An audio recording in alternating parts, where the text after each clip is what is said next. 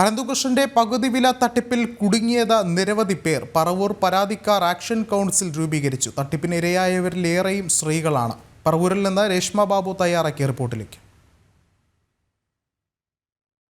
പാതിവില തട്ടിപ്പിൽ പരാതികൾ ഏറുകയാണ്. ഓരോ പ്രദേശം കേന്ദ്രീകരിച്ച് നൂറുകണക്കിന് പരാതികളാണ് എത്തിക്കൊണ്ടിരിക്കുന്നത്. പറവൂർ കേന്ദ്രീകരിച്ച് മാത്രം 800-ലധികം പരാതികളാണ് നിലവിൽ വന്നിരിക്കുന്നത്. നിരവധി സ്ത്രീകളെയാണ് അനന്തകൃഷ്ണന്റെ നേതൃത്വത്തിലുള്ള സംഘം കബളിപ്പിച്ചിരിക്കുന്നത്. ഈ നിൽക്കുന്നവരൊക്കെ തന്നെ ഈ സ്കൂട്ടർ നൽകാമെന്നുള്ള വാഗ്ദാനത്തിന്റെ അടിസ്ഥാനത്തിൽ 60,000 രൂപയോളം പൈസ, അതായത് അത്രത്തോളം രൂപയൊക്കെ തന്നെ നൽകിയവരാണ്. എവിടെയുള്ളതാണ് ചേച്ചിയൊക്കെ? ഞാൻ കാക്കനാട്.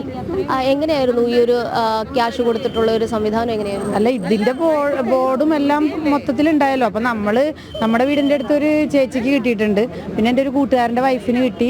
അങ്ങനെ അന്വേഷിച്ചപ്പോൾ എല്ലാം നല്ല ജെനുവിനാണെന്ന് അറിഞ്ഞ് പിന്നെ അപ്പം ഞങ്ങൾ എൻ്റെ കൊച്ചിൻ്റെ മാല കൊണ്ടുപോയി വിറ്റിട്ടാണ് ഞങ്ങൾ ഈ പൈസ കൊണ്ടുപോയി അടിച്ചത്. അത് കഴിഞ്ഞ് 6 മാസത്തിനുള്ളിൽ കിട്ടുമെന്ന് ഞങ്ങളോട് പറഞ്ഞു. 6 മാസം കഴിഞ്ഞിട്ടും കിട്ടാണ്ടായപ്പോൾ ഞങ്ങൾ വിളിച്ചപ്പോൾ പറയണേ, മെസ്സേജൊക്കെ ഇട്ടപ്പോൾ അവർ പറയണേ ഡിലേ ആണ്, ഹോണ്ടയുടെ വണ്ടിക്ക് ഡിലേ ആണ്, ആക്സിസിലോട്ട് മാറണമെങ്കിൽ മാറിക്കോ. അപ്പോൾ ഞങ്ങൾ പറഞ്ഞു ഞങ്ങൾക്ക് വേണ്ട, ഞങ്ങൾക്ക് ഹോണ്ട വരുമ്പോൾ ഡിലേ എല്ലാം കഴിഞ്ഞിട്ട് മതിയെന്ന് പറഞ്ഞു. അങ്ങനെ പിന്നെയാണ് പറയണേ അനന്തകൃഷ്ണനെ അറസ്റ്റ് ചെയ്ത്. പിന്നെയാണ് ഞങ്ങൾ കൂടുതൽ ചതിക്കപ്പെട്ടതാണെന്ന് ഞങ്ങൾ പിന്നെ അറിഞ്ഞു. തീർച്ചയായിട്ടും നിരവധി സ്ത്രീകളാണ് ഈ തട്ടിപ്പിന് വിധേയരായിരിക്കുന്നത്. കാരണം അവർക്ക് ഒരു 60,000 രൂപ കൊടുത്തു കഴിഞ്ഞാൽ 1.25 ലക്ഷം രൂപയുടെ വാഹനം ലഭിക്കുമെന്നുള്ള ഒരു വാഗ്ദാനത്തിന്റെ അടിസ്ഥാനത്തിലാണ് ഇവരൊക്കെ തന്നെ 60,000-ലധികം രൂപ ചെലവഴിച്ചുകൊണ്ട് ആ ഒരു വാഗ്ദാനത്തിന്റെ പിറകെ പോയത്. പക്ഷേ കാലതാമസം ഉണ്ടായ സമയത്താണ് ഈ തട്ടിപ്പിന്റെ വ്യാപ്തി ഇവരറിയുന്നത്. പറവൂര് മാത്രമാണ് ഈ ഒരു ഭാഗത്ത് ഇത്രയധികം പരാതിക്കാർ നിലവിൽ വന്നിരിക്കുന്നത്. അതിനിടയിൽ തന്നെ നിരവധി പേർ ആലുവ, കൊടുങ്ങല്ലൂർ ഭാഗങ്ങളിലൊക്കെ തന്നെ പരാതിയുമായിട്ട് രംഗത്ത് വന്നിട്ടുണ്ട്. പോയി കേസും കൊടുത്തിട്ടുണ്ട്. അപ്പോൾ അവർ പറഞ്ഞ ആദ്യത്തെ കേസാണ് എന്ന് പറഞ്ഞ് ഇന്നലെ ഇതിലുണ്ടായ 3 പേരെ വിളിച്ചിട്ട് ഞാൻ പറഞ്ഞു നമുക്ക് ആലുവയെ കൊടുക്കാമെന്ന് പറഞ്ഞു. ഇനി പറവൂര് വരും. അപ്പോൾ അവർ കേസ് രജിസ്റ്റർ ചെയ്തിട്ടുണ്ടെന്ന് പറഞ്ഞു. പിന്നെ പോലീസുകാർ പറഞ്ഞത് ഇത് തന്നെയാണ്, നിങ്ങൾക്ക് എങ്ങനെ കാശ് കിട്ടാൻ നോക്കണം.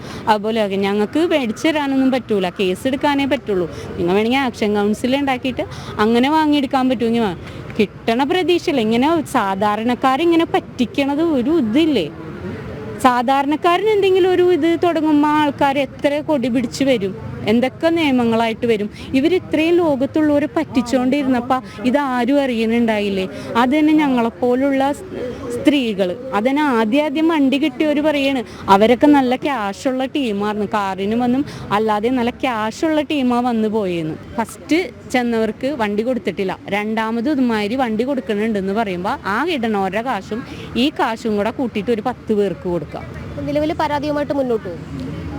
പരാതി മുന്നോട്ട് പോയിട്ട് കാര്യമില്ല എന്നൊക്കെ ഇവിടെ ഓരോരുത്തർ പറയുന്നുണ്ട്. എന്നാലും കൊടുത്തിടണമല്ലോ. കാശ് മറന്നേക്കുന്നാണ് ചിലർ പറയണത്, എന്നാലും കൊടുത്തിടണമല്ലോ. തീർച്ചയായിട്ടും ആ തട്ടിപ്പിന്റെ വ്യാപ്തി അത്രത്തോളമുണ്ട്. കാരണം പലയിടങ്ങളിലും വീണ്ടും നൂറുകണക്കിന് പരാതികൾ എത്തിക്കൊണ്ടിരിക്കുന്നു. ജനസേവ ട്രസ്റ്റിന്റെ പേരിലാണ് പറവൂരിൽ ഈ ഒരു തട്ടിപ്പ് നടന്നിട്ടുള്ളത്. ജനസേവ ട്രസ്റ്റ് നേരത്തെ കഴിഞ്ഞ ദിവസം തന്നെ അനന്തകൃഷ്ണനെതിരെ പരാതി കൊടുക്കുകയും ചെയ്തിരുന്നു. 14 കോടി രൂപ തങ്ങൾ ഇതുമായി ബന്ധപ്പെട്ട് കൈമാറിയിട്ടുണ്ട് എന്നുള്ളതായിരുന്നു അവരുടെ വാദം. എന്തായാലും ഈ ട്രസ്റ്റ് വഴിയാണ് ഈ 60,000 രൂപയിലധികം പണം നിലവിൽ സ്ത്രീകളടക്കമുള്ളവർ അനന്തകൃഷ്ണന് നൽകിയിട്ടുള്ളത്. എന്തായാലും തട്ടിപ്പിന്റെ വ്യാപ്തി ഏറുകയാണ്. നിലവിൽ ഈ കേസിൽ അനന്തകൃഷ്ണന്റെ കസ്റ്റഡി കാലാവധി നാളെ അവസാനിക്കുകയാണ്. അതിനിടയിൽ തന്നെ ചോദ്യം ചെയ്യൽ തുടരുന്നുണ്ട്. ജീവനക്കാരെ കേന്ദ്രീകരിച്ചുമുള്ള അന്വേഷണത്തിലേക്ക് പോലീസ് കടന്നിരിക്കുകയാണ്.